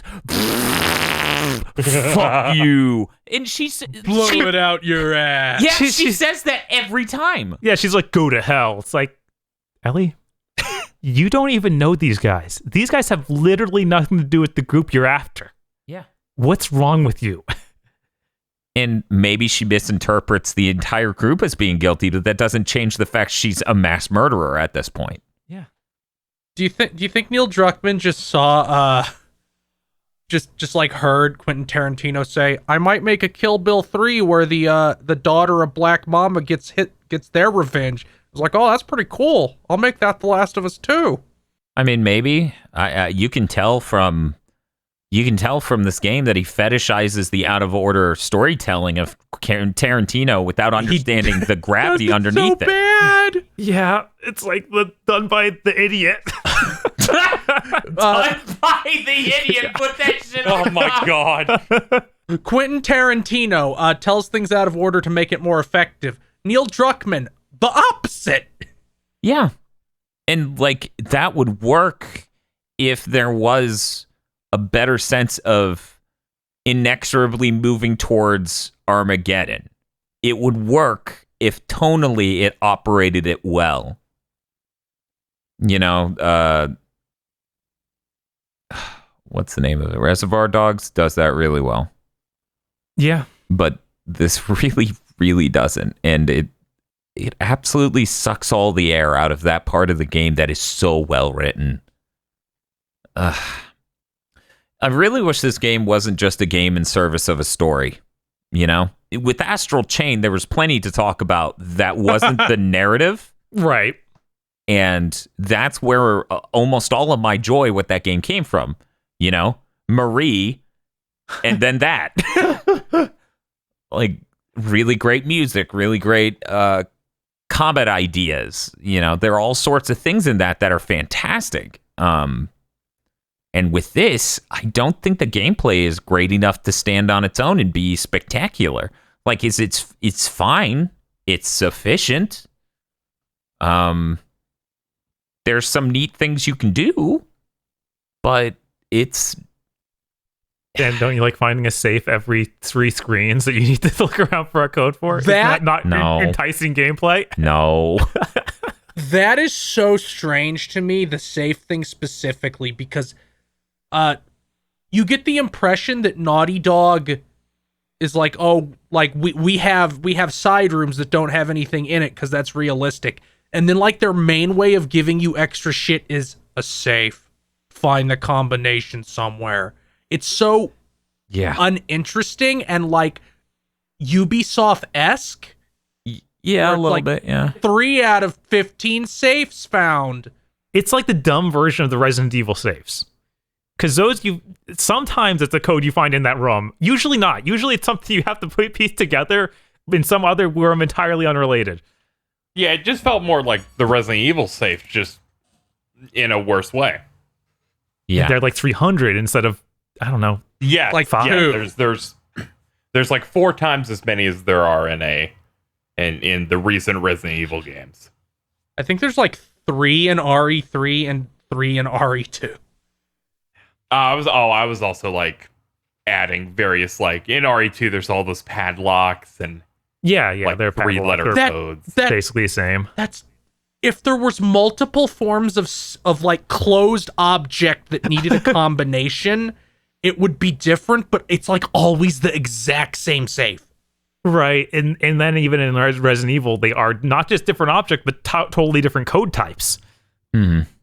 Like in it, honestly, it reminded me of Fallout 4, where how at the end of every quote unquote dungeon there was like a big glowing loot chest. I like loot chests. Yeah, it's a real shame, you know? Oh, So, you know something we haven't talked about at all? What's that, Dan? KZ, you can do your thing. I won't forget mine. Oh no, I was like, have we run out of gas? So Oh, no, we no. still have gas.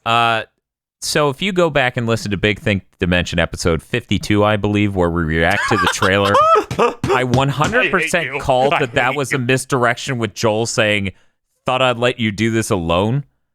Like, that was so obviously, oh man, everyone's been saying for 3 years now that our game's about Joel dying. Let's show at the last second a trailer with a disjointed shot that is trying to make you believe that Joel's alive. And it was so obviously fake that the most interesting direction it could have gone, and the one that multiple people said would have been preferable, is that Ellie is crazy and seeing the ghost of Joel. Or is at least hallucinating Joel, which is more interesting than what you actually did, pull a limp dick lie. More interesting than nothing. Right. I didn't really follow like a lot of the stuff with The Last of Us 2. It was mainly just, oh, it came back. Let's see what's going on with this. So when I was listening to the Spoilercast that Druckmann was on, and the one person playing was Greg Miller, he talked about doing the preview event that had this where the state of play where they revealed the game again was at the same time, like they synced it up. I didn't know that they played the section where Jesse stops you and that build had Joel there. That's some... So even the people who played it experienced a game where it was that. That's some crafty shit. It feels cheap. Like, it didn't... That was also around the time he was talking about how much he loves Metal Gear Solid 2. Yeah, shit. Yeah, by the way, I don't think Kojima didn't do that. I'm pretty sure. I just think every single bit of promotional thing was out of context or from the tanker. No, actually, they... Oh, is it wrong? Yeah, the Metal He made Gear a bunch Solid of fake 2 shit. promotional material has Solid Snake in the Big Cell section. Sorry, Big Shell. Okay, I wasn't aware of that. I thought it was all just cleverly not showing. Yeah, no. But- And it's funny and it's important because in that game, you not playing as Solid Snake is a fucking emotional parallel to the fact Raiden thinks he's Solid Snake but isn't.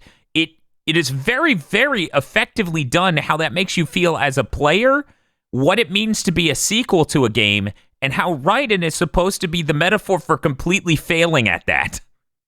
It goes into the theme of how basically every character in that game lies to you. Right.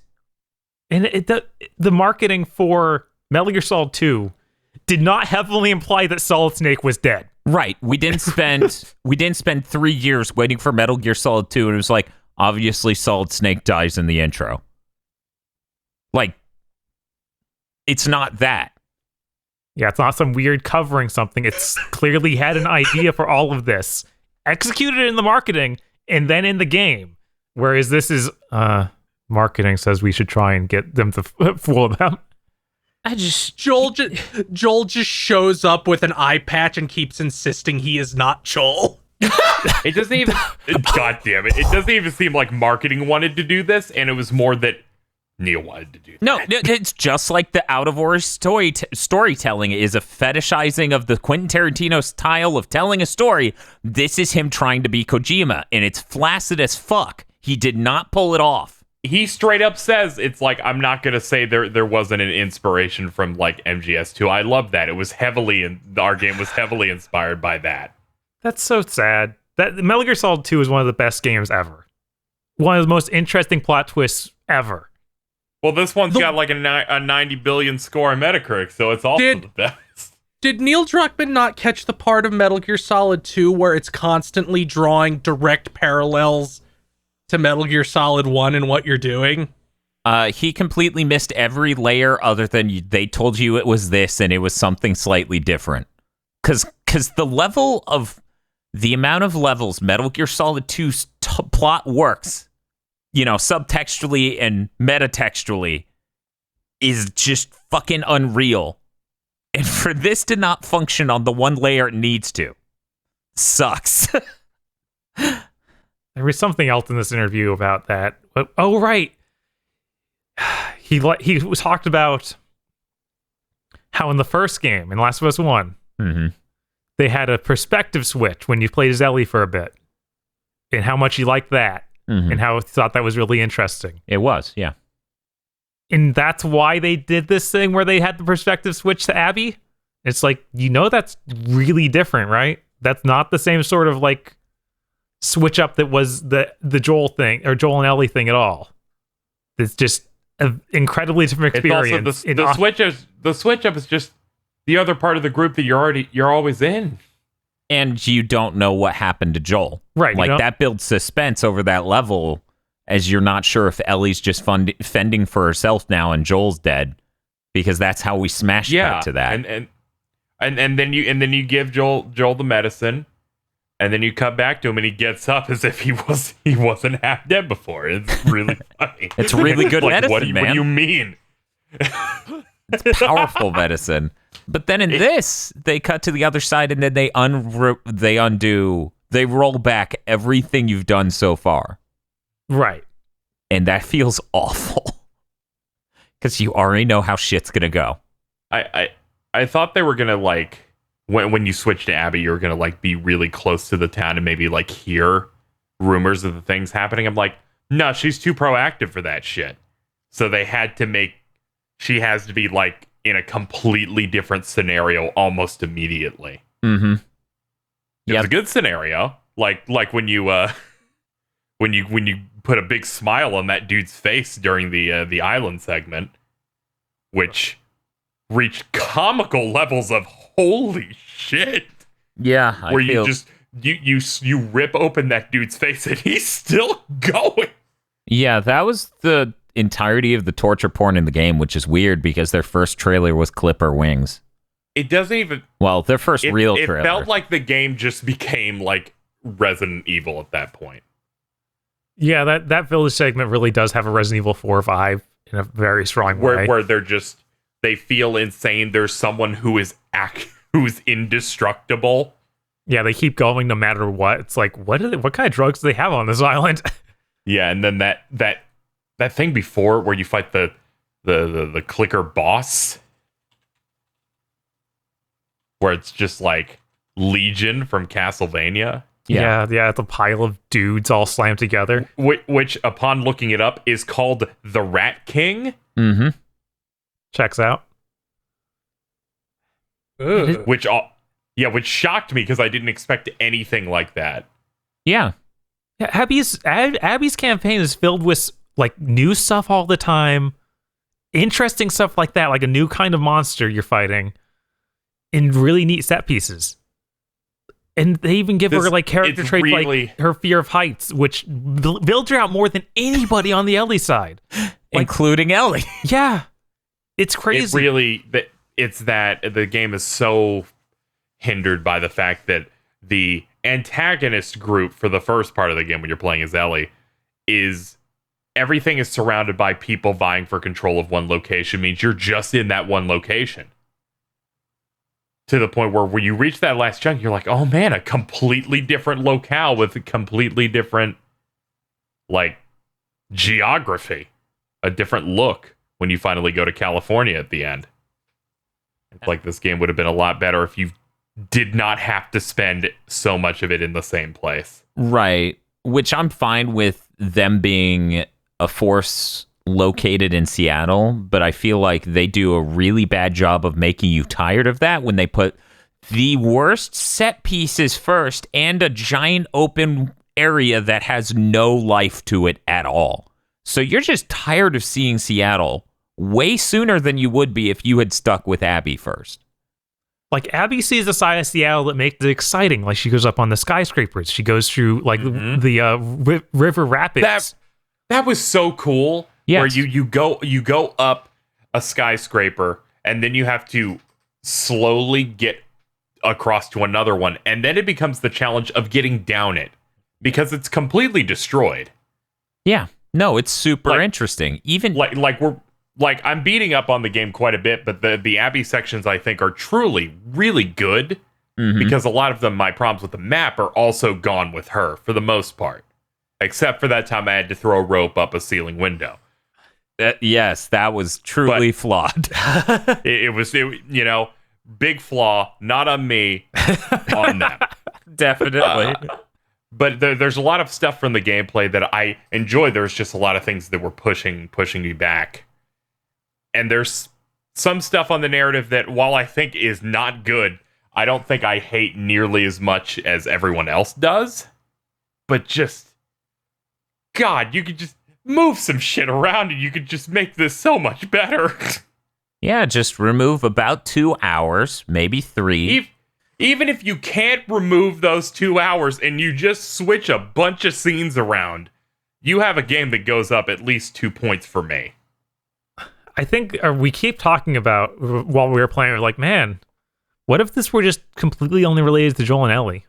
What if we were just finding out about these people in the city? That would have been a lot more interesting. Yes. Like, if this was an anthology series and was just completely unrelated to the last game. Yeah. Just building out the universe more. I mean, you could have even done the thing of not talk about what happened to Jackson at all, and then hours into this game, you find out Jackson was her going off and killing Joel. A thing that just happened off screen. You can then flash back to show it, and then you play as Ellie. Right. Which I spent most of our playthrough, especially towards the last 6 hours, being like, you could have put Ellie second, or you could have put Ellie as a side B, and it would have worked way better. Watching KZ play through the Ellie part, there are so many parts of the dialogue you pick up on where it's just like, oh, that's explained in Abby's side, and this is them reacting to that thing happening. Like, Tommy being a sniper down at the docks. Yeah. Stuff like that. It like, you can visualize exactly what they're talking about, how they're reacting to that. Just incidental dialogue with the enemies. Yeah, it would be 100% more interesting And the other way around. You place it the way they did, and it does the exact opposite. Yeah. There is only one part, upon reflecting on the game, where the Ellie side, like, they do something that you learn about, that you can get context for. It's like, oh, that's interesting. Where it's like that vibe that you get when you go to the aquarium as her, where it's dark, it's like dank, and you're like, this is like some lair. And then you look over and there's blood everywhere in this room. You're like, what did they do here? And then you play Abby's side, and it's like, oh, they were amputating Yara's arm because they needed to save her. Even that part, like, I was just, when she said that, I was like, what are you talking about? This obviously looks like a medical situation. They have bloody bandages next to what looks like an operating table. Why are you freaking out, Ellie? This doesn't make sense. You can even go back to the stream where I yelled that. It's true. Like, oh my God. Yeah, no, it's true. He says that. He's like, this is an operating table. I gotta go watch your stream. But yeah, no, it's a real shame. That's the only thing I could pull out of my brain from playing it once. That I'm like, oh, this is delivering maybe some sort of feeling before this. And then you come back. But then I just think about Abby going to that aquarium for the last time after you spend a lot of time coming back to it, flashback or not, and the atmosphere in it is kind of pitch perfect of just how nightmarish it looks. How it's like, oh man, yeah, bad shit happened here. And I go, what if this was first? Yeah, if that was the surprise, it would have been really dire, and you would have felt bad. I'm like, this is a good scene out of context. like removed from what they did with the game. That's what hurts a lot, because I would like this game a lot more if you moved these things around, because you've created good scenes in a vacuum. It wouldn't take much to make them work. There's a lot of positional problems there, and obviously a lot of stuff just that needs to be fixed, but there's some easy shit here. Yeah, another problem is that like Naughty Dog games are some of the least revisitable stuff. Like if you try to skip a cutscene, it just sits on a loading screen for over a minute. Oh, I just meant right. But what I'm saying is it's hard to like least revisitable in terms of like you kind of know the story, so you may not want to immediately come back and experience the thing again. And it definitely feels a lot more aggressive here, where you're not necessarily really excited to experience the story again. Yeah. So that's so even if you really liked the gameplay, it makes the whole thing even more of a hard sell. But yeah, I was gonna say, since it is one of the least revisitable, you can't even like come back to it necessarily for the Abby parts and rush through the Ellie parts. Like it just, the pacing is so critically broken in this. It's a real fucking shame. Like there's so many flashbacks. Like, and those flashbacks don't, as we said on the Ellie side, they aren't doing a lot of work to develop what we know about the situation and what we know about the characters. Mm-hmm. It's really just the one that does that. Yeah, I don't see the purpose for them. It just feels like they wanted to have some more Joel in the game, and they wanted to make you feel bad about him being gone. It was like the only thing my brain can parse of trying to understand is like, what, in case people haven't played the first one, like what and they don't know who this Joel guy is. Like, I don't. Yeah. I try to think about this from the perspective of someone who hadn't played the first one. It's like being dropped into it like that, and then immediately killing off Joel and thinking that they should care about him from what we saw. It's a hard sell. Oh, incredibly. Imagine if they had kept him saying his daughter's name in for people who didn't play the first game. Holy shit! Yeah, people would just be like, "Who's Sarah?" And that's why Troy's like, what if they didn't play the other game? Druckmann's like, we sold over 10 million, and he goes, what if they didn't play the other game, Druckmann? and then Troy's like, Horizon sold 12 million in like a year. And that's when Druckmann's like, whatever, it's fine. The didact is showing up in the next scene. I need to get out. No, that'll be like the equivalent to the Left Behind DLC. On the way back, Ellie will find the didact prison. Here's the fucked up part. No one listening to this knows who the didact is, because people who play PlayStation first-party exclusives and people who play Microsoft first-party exclusives are like oil and water. So here's what's going to happen, okay? They're going to do a Last of Us Part 3, but it is going to be from the perspective of Abby. There will be no Ellie, because she will be killed randomly in a comic book. See? Oh, that's ideal. I think if they do The Last of Us 3, you will play as Lev, and Abby will die pointlessly in the first hour. That sounds awful. Why would you? I'm just thinking of Dina being fooled into releasing the didact. And like giving Ellie the instructions piece by piece of like, yeah, this is what you need to do next. You got to plug in 4 different things and go through 18 levels to be able to turn this on. And then Ellie fuses with the internet. And then we're going to have sex 3 different times next to 4 guitars. And then Frieza just comes out of the pod and can control the clickers somehow. Well, this seems like a good place to cut off this Last of Us 2 True, spoiler we're having cast. too much fun now. Yep.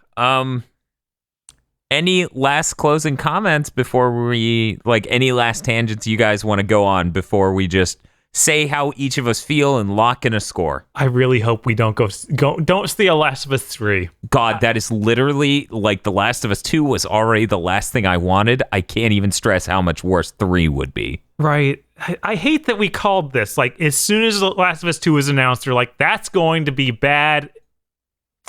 Just from the perspective of everything was left off pretty well in the last game. It felt like a great closing point for the series, and it would be nice to see them move on. But then they immediately were like, well, the game's about this. And you're like, oh no. that's a terrible. And then the first trailer is just misery porn. God. But then the game isn't even that much misery We're porn, gonna right? make a game that makes you unhappy. That's so weird. Yeah. Surprise! There a lot of frustration in nobody getting any catharsis, but not really that much misery porn. Yeah. Yeah, I know. Really weird. Okay, I guess I'll start. I can't recommend The Last of Us Part 2 to anyone other than someone who absolutely needs closure. Someone who absolutely needs to know what happens in The Last of Us Part 2. That's not a glowing recommendation. That's just someone trying to find closure. And you probably won't get what you want. Right, obviously, but like they'll want to know what happened, even if they don't like it. Just like, yeah, you know, I don't regret playing The Last of Us Part 2 because I needed to know what they did with these characters. I don't think the character writing is very good for most of the game. I think it's the set of ideas it plays with are very clumsily handled. The narrative mechanics it tries to employ, it does so incredibly poorly. I think this is up there with, like, if you talk about from Uncharted 1 until now, this is up there with Uncharted 3 when it comes to narratives that just are really bizarre and don't seem to function in the way that the people who wrote them seem to think they function. I don't think the game mechanically stands out in any exceptional ways. Truly, the most outstanding parts of this game is the technology that's powering it and the graphics. The soundtrack doesn't do anything for me, and I really do just hate the narrative. I don't think, I can deal with misery porn. I can deal with a narrative where the point is me being miserable. Go watch Synecdoche, New York. That very effectively makes you miserable and conveys a thing. Yeah. This is no Charlie Kaufman script. It is really bad. And since so much of the game is in service of the narrative, I'm going to have to give this a 4 out of 10. I genuinely can't recommend this to anyone. I don't think it's good. All it's going to do is leave me frustrated that so many decisions went so critically wrong to so effectively diffuse so many different elements, like the tension. Like, how the fuck am I supposed to be upset about the cycle of violence robbing the world of these characters you built up if I know they're dead before you introduce them? That doesn't increase my sense of loss. It doesn't make it more impactful. You aren't using out of order storytelling effectively. So yeah, 4 out of 10. I'm locking it in. We'll go to Feel next because it's hilarious because he didn't play the game. No. Do me last. No. No, there's an actual reason. I was like, he's got a bit. I guess we have to respect that. Okay. Okay, we'll go to Casey next. There's a lot of things that I like about this game. You know, the just going through, clearing out different rooms, all so much of the Abbey segments, the cool bosses, the cool set pieces that they do, the changing of environments, some scenes. It feels like a game that could be so much better if they actually, presented things in a more linear fashion or in a way that would actually add tension to the game instead of diffusing it. The plot is very disappointing in a lot of its decisions and really does a good job of ruining a lot of characters. And I've always had issues with sequels that come out that take some sort of definitive ending for characters, then comes back to them and says, all right, they get fucked now so that a new story can happen. And then that story ends up not being good. And this goes to comical levels. but there's some parts that I was okay with, but I can't really recommend it. And just thinking about it, yeah, I'm gonna give it a 5. That's where I'm sitting on it. Where it's just it can't hit a 6. It can't be tied with Astral Chain. Yeah, no. Yeah, I guess I gotta go next since Feel won't go. Following up on the comment from KZ, I would say this was the largest disappointment of this year if they didn't so thoroughly communicate their ham-fisted way of communicating the theme in every trailer ever shown. So they basically been firing guns in the air for the last 4 years saying it'll be bad. So while it sort of goes beyond Astral Chain and being disappointing, it also doesn't because they communicated it up front. Bob. Well, that's just because you're smart. That does make life much easier. I'm like, that's bullshit. Joel's not alive. Man, could you believe if I believed that? How upset I would be? It's almost like I would be out there tweeting shit right now where I'm just screaming. Like all these other people are so upset. Anyway. Yeah, this is a really frustrating game. Yeah. Because there's like 7 fairly enjoyable hours you play as Abby. You get lots of cool world building. Everything's really hampered by that first 8 hours of Ellie, though. It just feels lessened to such an extent. So even if I were to say, like, okay, the Abby campaign on its own would be a 9 or something. I could. Which it wouldn't be. It's like that's overestimating. It's probably more like an 8. But then it's hurt by the Ellie stuff, which brings it down to like a 7.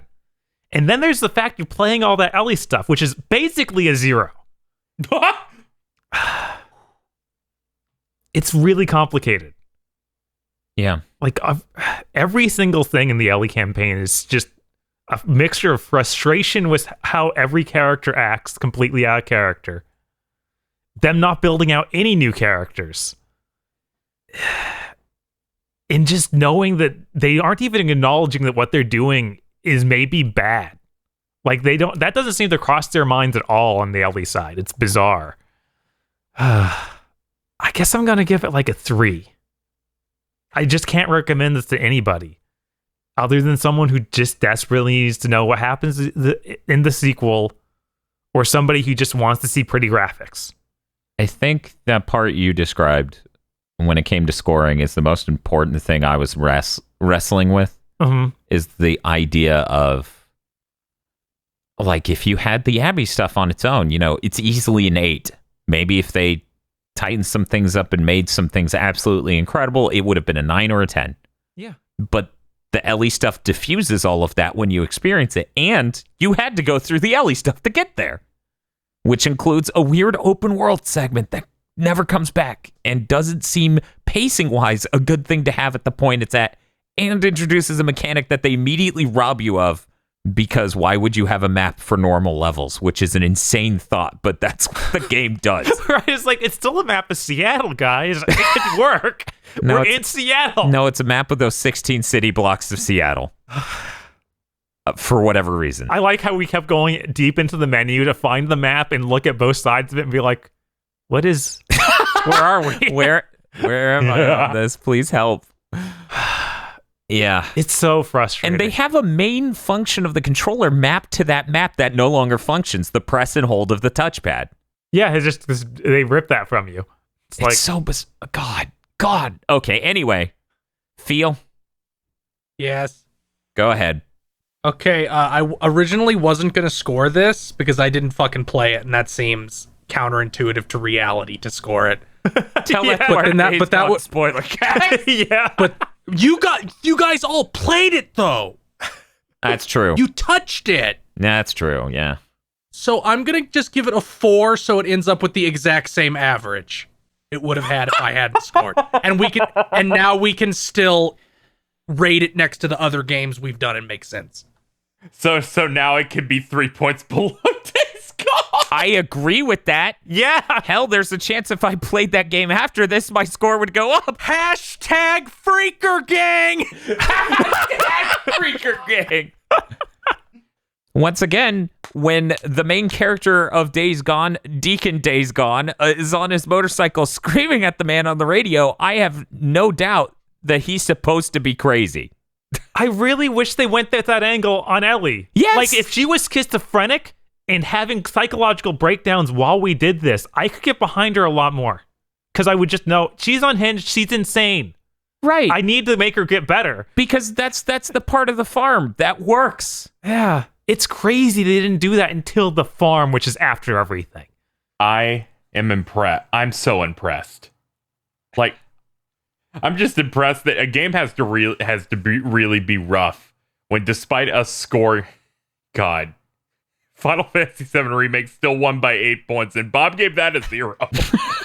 That's what's kind of throwing me through such a hard loop here. That is really bad. Something got a 0 and still beat The Last of Us Part 2 by 8 points. Yeah. And, I mean, that was even my weird score of like, it's a 7, but a 0 because I have the harsh mechanic of it's a remake of a game I love. Yeah, which Phil said about Resident Evil 4, which I think is hilarious both times. Yes. Like, I think that's really funny, but this makes The Last of Us 2 the lowest game we've ever done. I know, I'm staring at it. And that's how I feel. I'm looking at every other game we played, and I was like, yeah, Star Wars Jedi Fallen Order. I was so frustrated by how that game feels and various things about Worked it. fine on my machine. But it was, no, it didn't. Kinda. You sent me that clip. Worked mostly well on my machine. Hey, all of my glitches were funny. Like, that game works and is better than this. It's such a shame. It really is. It's crazy. I can't think of a game that we would do a spoiler cast for. Like, that all of us would want to play all the way through. And that ending up being this bad. Yeah, because, let's be honest, some of us tap out. I feel like before we get to the point of committing over 20 hours. We're recording this before Donkey Kong 64. I'm really worried Donkey Kong 64 is going to be better. It is going to be better. I honestly can't imagine Donkey Kong 64 being as miserable as this was, because Donkey Kong 64 it's going to bore you a lot. It's going to annoy you a lot, but you're going to find some fun and joy from it. And no point in the game will they, through mechanics or narrative, make it feel like the next 8 hours are lost to you. Right. Like, you won't feel like there's just no progress. We will get that banana. Eventually. I don't think that... I mean, you go in... it does have that moment where you know the next 8 hours are gone because it pops up and says Frantic Factory. I'm so excited, but... God, man, can we do a Donkey Kong 64 spoiler cast? No, because that gets a 30. That would have to come out after Donkey Kong Month, and once Donkey Kong Month is over, none of these games ever existed. They're sealed in the chamber. Oh no, some of those are good though. Sorry, that's how it works. I don't make the rules. Damn. Can we do a Last of Us month and seal this game to the Earth's crust? That's what this was. Oh, that's why you played both games this month. Man, I really don't want to ever have to think about this again. Yeah. You know what illustrates how I feel about The Last of Us 2? I'm installing Uncharted 4. I have to know. Yeah, no, that game had some really good everything. I have to play it again and understand. Okay, before we leave, I want to talk about how Uncharted 4's post-credit thing, basically, where you're playing as Drake's daughter. Yeah. Is so perfect. Yes. You get to walk around their house and see all the things, the adventures, and it feels like a really emotional and solid ending to that franchise. Yes. When you do the exact same thing as Ellie, it feels gross. But that's okay, because it's intentional, because she immediately has a PTSD episode. It's not okay. I would like to point out something I think that's actually worse. You know how you have those boat segments where you go and explore the islands? Yeah. That is so many orders of magnitude better than the Seattle mini-map. Yeah. The open world Seattle segment. It's bizarre. You wouldn't, other than the amazing graphical prowess, it's hard to connect these two companies to these two games to the same company, much less the same director. Right. Because that was Straley and Druckmann, but now it's just Druckmann. I want Druckmann to redeem himself. I want him to make a game that isn't The Last of Us 3. I was gonna say that like earlier. I'm not gonna be pessimistic about the next single player Naughty Dog game thing that they do until they show a trailer that has the vibes of The Last of Us 2. Right. Yeah, I want to be positive. I've liked every Naughty Dog game I think they've ever made from like Crash onward. Yeah. So I'm not going to believe that it's all doomed now just yet. But if the next game feels like it's continuing this type of trend, I will start becoming pessimistic about it. But I love this developer. I believe they can actually do some cool stuff because I did in fact play a great game this month by them. Yes.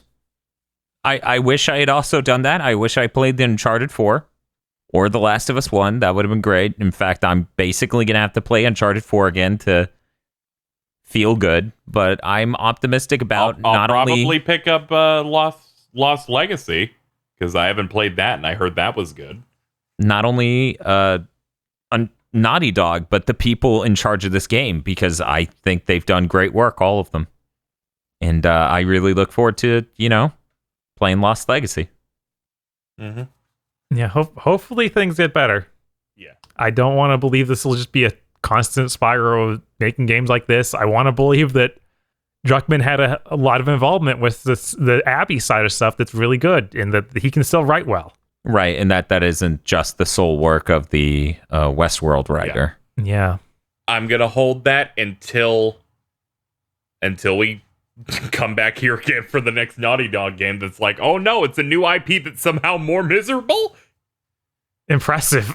That'd be fucking funny. You know what? I'm fine with that too. How zombie fiction is basically the most miserable content you can make. Like that is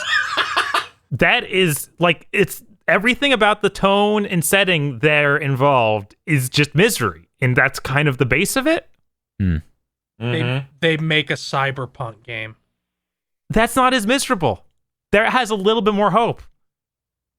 Don't Not talk much. about that. Don't talk about Cyberpunk right now. That game looks good. Yeah, we gotta go. We gotta go. Yeah. Okay, have a good one, everyone. Bye. Bye. This month's GigaBoots videos have erupted into reality thanks to the money magic of our executive producers.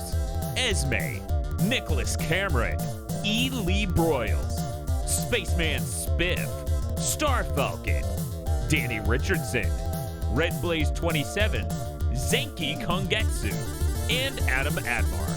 Thank you very much to our executive producers. And also these guys. If you want to become powerful like our executive producers, you can head on over to patreon.com/gigaboots today.